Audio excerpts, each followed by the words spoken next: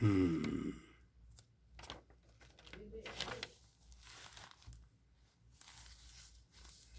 मित्रों, दोस्तों, भाइयों, बहनों, बेटियों, नमस्कार, नमो बुद्धाय। परम पूज्य बोधिसत्व बाबा साहब द्वारा लिखी गई किताब बुद्धा एंड इज धम्मा, बुद्ध और उनका धर्म, वो मैंने वीडियो के द्वारा आप तक पहुंचाने का प्रयास किया है। देखिए, लिखते हैं आगे। वेदों की अपौरुषेयता को मान लेने का मतलब था विचार स्वतंत्रता को सर्वथा अस्वीकार कर देना। इन्हीं कारणों से ब्राह्मणी दर्शन की उक्त स्थापना उन्हें सर्वाधिक अप्रिय थी। बुद्ध को ब्राह्मणी दर्शन की दूसरी स्थापना भी उतनी ही अप्रिय थी। बुद्ध ने यह तो स्वीकार किया कि यह करना उचित है, किंतु उन्होंने सच्चे यज्ञ और झूठे यज्ञ का विभाजक रेखा खींच दी। दूसरों के कल्याण के लिए आत्म परित्याग को ही बुद्ध ने सच्चा यज्ञ माना।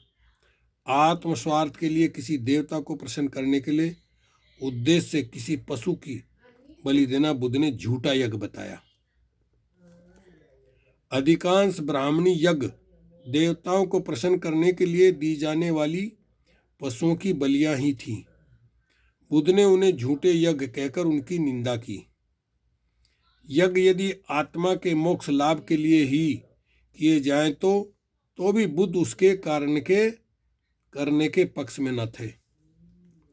यज्ञ विरोधी लोग यह कहकर ब्राह्मणों का उपहास किया करते थे कि यदि कोई एक पशु को बलि देने के स्वर्ग जा सकता है तो फिर शीघ्रतर स्वर्ग जाने के लिए अपने पिता का ही बलिदान क्यों नहीं दिया जाता। बुद्ध इस मत से सर्वथा सहमत थे। यज्ञ का सिद्धांत बुद्ध को जितना बुरा लगता था, उतनी ही बुरी बुद्ध को यह चातुर्वर्ण की स्थापना लगती थी। ब्राह्मणवाद ने चातुर्वर्ण के नाम पर जिस प्रकार के समाज संगठन की कल्पना की, वह बुद्ध को सर्वथा अप्राकृतिक लगता था। इसका वर्णाश्रम स्वरूप अनिवार्य था और मनमाना था। वह किसी के हुक्म से रच दिए गए समाज के समान था। बुद्ध एक खुले और एक स्वतंत्र समाज के पक्षपाती थे। ब्राह्मणवाद या चातुर्वर्ण एक जड़ समाज रचना थी। अपरिवर्तनशील, एक बार ब्राह्मण के घर में जन्म ले लिया हमेशा के लिए ब्राह्मण, एक बार क्षत्रिय घर में जन्म ले लिया हमेशा के लिए क्षत्रिय, एक बार वैश्य के घर में जन्म ले लिया हमेशा के लिए वैश्य, और एक बार शूद्र के घर में जन्म ले लिया हमेशा के लिए शूद्र। समाज रचना का आधार व्यक्ति का वह पद था, वह दर्जा था जो उसे ग्रह विशेष में जन्म ग्रहण कर लेने मात्र से प्राप्त था। कोई बड़े से बड़ा पाप कर्म भी उसे उसके दर्जे से गिरा न सकता था।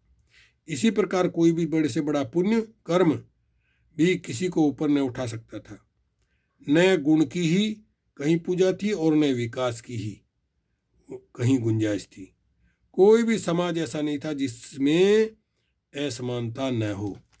चलिए, वीडियो लंबी हो जाएगी, इसके आगे कल और अगली वीडियो में सुनाएंगे।